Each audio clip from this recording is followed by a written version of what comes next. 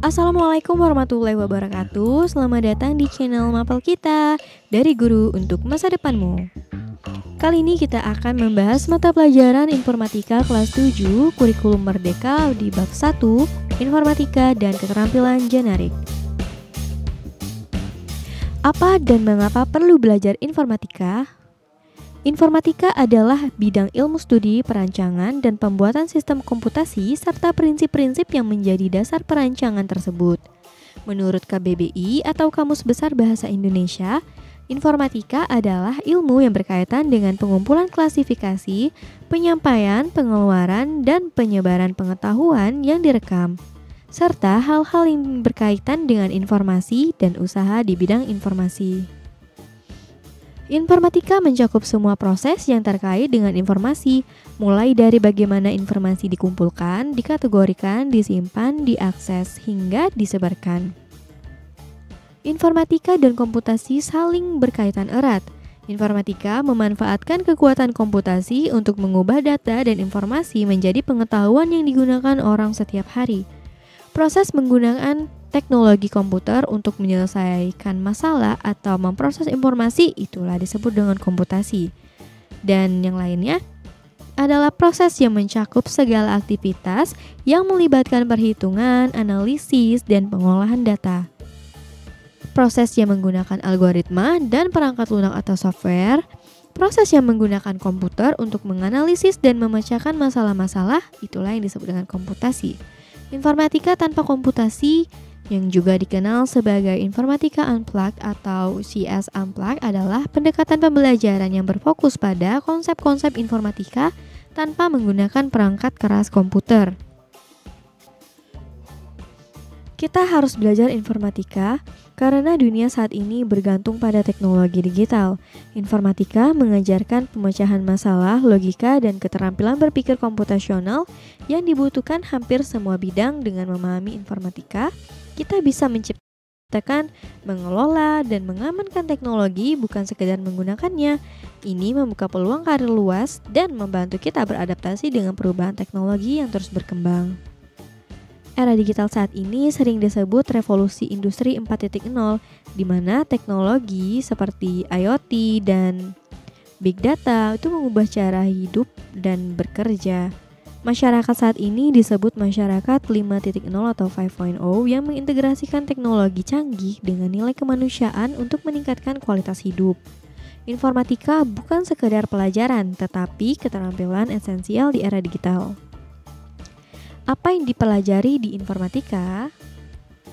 Dalam mata pelajaran informatika kelas 7 Kurikulum Merdeka, siswa akan mempelajari 1. Berpikir komputasional, yakni cara berpikir sistematis untuk memecahkan masalah menggunakan konsep informatika. 2. Sistem komputer, yakni mengenal perangkat keras atau hardware, perangkat lunak atau software, dan cara kerja komputer. 3. Jaringan komputer dan internet, yakni memahami cara kerja jaringan dan prinsip dasar internet. 4. Analisis data, yakni mengumpulkan, mengelola, dan menyajikan data secara efektif. 5. Algoritma dan pemrograman, yakni menyusun langkah-langkah logis agar komputer dapat menyelesaikan tugas tertentu. 6. Dampak sosial informatika, yakni memahami pengaruh teknologi terhadap masyarakat dan etika digital. 7. Praktikal lintas bidang atau PLB, yakni menerapkan konsep informatika untuk menyelesaikan masalah di berbagai bidang seperti sains, ekonomi, dan seni. Informatika dan profil pelajar Pancasila. Bagi pelajar Indonesia, karakter yang baik dirumuskan dalam profil pelajar Pancasila yang memiliki ciri-ciri berikut. 1. Beriman, bertakwa kepada Tuhan Yang Maha Esa, dan berakhlak mulia. Yang kedua, berkebinekaan global. 3. Mandiri. 4. Gotong royong. 5. Bernalar kritis. Dan 6. Kreatif. Perbedaan TIK dan informatika. Perbedaan utama antara TIK dan informatika dari aspek fokus pembelajaran. TIK, penggunaan teknologi digital seperti perangkat lunak software dan perangkat keras hardware untuk mengelola informasi. Fokus pembelajaran informatika yakni komunikasi dasar ilmu komputer, termasuk pemikiran komputasional, algoritma, pemrograman, dan analisis data. Tujuan TIK yakni membantu siswa menjadi pengguna teknologi yang terampil. Tujuan dari informatika yakni membekali siswa dengan keterampilan berpikir logis, komputasional, dan inovatif dalam menciptakan teknologi. Materi utama TIK yakni penggunaan perangkat lunak seperti Microsoft Office, internet, komunikasi digital, dan keamanan digital. Materi utama dari informatika yakni algoritma, pemrograman, sistem komputer, jaringan, analisis data, dan penerapan informatika dalam berbagai bidang. Pendekatan TIK yakni berorientasi pada aplikasi teknologi dalam kehidupan sehari-hari. Pendekatan informatika yakni berorientasi pada prinsip ilmu komputer dan pengembangan teknologi baru. Jadi TIK ini lebih ke mengajarkan cara menggunakan teknologi digital dengan efektif, sedangkan informatika ini adalah mengajarkan cara berpikir komputasional dan menciptakan teknologi. Selanjutnya, pengantar keterampilan generik. Dalam kurikulum informatika terdapat 7 aspek praktikal lintas bidang atau PLB yang bertujuan mengembangkan keterampilan generik dalam pemanfaatan komputasi di berbagai bidang. Berikut penjelasan masing-masing aspek. Yang pertama, membina budaya kerja masyarakat digital dalam tim yang inklusif. Maksudnya ialah memahami persoalan dan tujuan bersama dan memastikan semua anggota kelompok itu memahami masalah yang akan diselesaikan. Sepakati tujuan yang ingin dicapai agar semua anggota memiliki arah yang sama. Yang kedua, berkolaborasi untuk melaksanakan tugas dengan tema komputasi. Dengan membagi peran dan tugas dalam kelompok, dan setiap anggota kelompok itu harus memiliki peran yang jelas. Kemudian pembagian tugas dilakukan agar pekerjaan lebih struktur dan efisien. 3. Menggali dan mendefinisikan persoalan yang penyelesaiannya dapat didukung dengan sistem komputasi.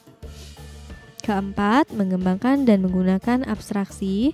5. Mengembangkan artefak komputasi. 6. Mengembangkan rencana pengujian, menguji, mendokumentasikan hasil uji artefak komputasi. 7. Mengomunikasikan suatu proses, fenomena, atau solusi TIK. Dalam proses pembelajaran informatika, kalian akan lebih banyak bekerja dalam kelompok. Agar kerja kelompok menjadi efisien, efektif, dan menghasilkan solusi yang baik, kalian dapat mengikuti langkah-langkah berikut. Pertama, memahami persoalan dan tujuan bersama. 2. Membagi peran tugas dalam kelompok. 3. Mengerjakan tugas sesuai peran masing-masing. 4. Mengintegrasikan hasil kerja setiap anggota. 5. Merumuskan kesimpulan melalui diskusi kelompok. Dengan mengikuti langkah-langkah ini, kerja kelompok akan lebih terorganisir, hasil yang diperoleh lebih maksimal, dan setiap anggota dapat berkontribusi secara optimal dalam mencapai tujuan bersama. Hasil kerja kelompok dapat disajikan melalui berbagai cara seperti presentasi, demonstrasi produk, atau dalam bentuk visual seperti infografis. Yang pertama, infografis. Apa itu infografis? Infografis adalah representasi visual dari informasi, data, atau konsep yang disajikan secara menarik dan mudah dipahami. Infografis menggabungkan teks, gambar, grafik, dan diagram untuk menyampaikan pesan secara efektif. Tujuan infografis menyederhanakan informasi yang kompleks, memudahkan pemahaman melalui elemen visual, menarik perhatian pembaca dengan tampilan yang lebih interaktif. Ciri-ciri infografis: visual menarik, menggunakan warna icon ilustrasi yang mendukung isi, ringkas dan jelas, terstruktur, yakni disusun dengan alur logis agar pembacanya tuh bisa mengikuti informasi dengan mudah. Berikut adalah contoh dari infografis. Dalam merancang infografis perlu memperhatikan tujuan infografis dibuat, kepada siapa infografis ditujukan, konten harus benar, masuk akal, dan jelas sumbernya. Dari segi tampilan perlu memperhatikan hal berikut: pemilihan kata-kata kunci, pemilihan huruf yang sesuai ukuran dan jenisnya, pemilihan ilustrasi, grafik atau gambar yang sesuai, tata letak warna serasi dan sesuai dengan konteks, tata letak yang baik. Selanjutnya adalah presentasi. Sebuah bahan presentasi yang baik merupakan gabungan antara teks dan elemen visual seperti infografis. Kombinasi ini membantu audiens memahami materi dengan lebih mudah dan menarik. Biasanya bahan presentasi dirangkum dalam butir-butir penting agar lebih ringkas dan efektif. Oleh karena itu, perkakas pembuatnya disebut PowerPoint, Google Slides, Canva, dan lain sebagainya. Kriteria bahan presentasi yang baik. 1. Dari segi konten, bahan presentasi yang baik harus mengandung bagian-bagian penting yang menunjukkan alur logika yang runtut, yaitu ringkasan, gambar umum dari materi yang akan dipresentasikan, latar belakang, penjelasan singkat mengenai alasan atau konteks materi yang disampaikan, paparan utama, isi utama dari presentasi yang disusun secara sistematis, penutupan atau kesimpulan, merangkum poin penting, dan menutup dengan kesimpulan atau ajakan. Selain itu, konten harus ditulis dalam bahasa yang sesuai menggunakan kata kunci dan ringkasan teks untuk memudahkan pemahaman. 2. Hal yang perlu diperhatikan dalam presentasi. Mempersiapkan bahan presentasi dengan baik, pastikan materi menarik dan sesuai dengan durasi waktu yang tersedia, menggunakan alat bantu yang diperlukan, gunakan pointer, laser, atau alat bantu lainnya untuk mendukung penyampaian materi, memahami audiens dan konteks presentasi, yakni gaya bahasa lisan dan bahasa tubuh itu harus disesuaikan dengan audiens agar komunikasi lebih efektif. Kemudian, menggunakan alur logika yang runtut. Saat menjelaskan produk atau konsep, susun materi dengan pola pikir yang sistematis dan mudah dipahami. Saat sesi tanya jawab, jawab dengan ringkas dan tegas sesuai dengan pertanyaan yang diajukan. Jika tidak memahami pertanyaan, rangkum dan ulangi terlebih dahulu untuk klarifikasi sebelum menjawab. Terima kasih, jangan lupa dukung channel ini dengan like dan subscribe.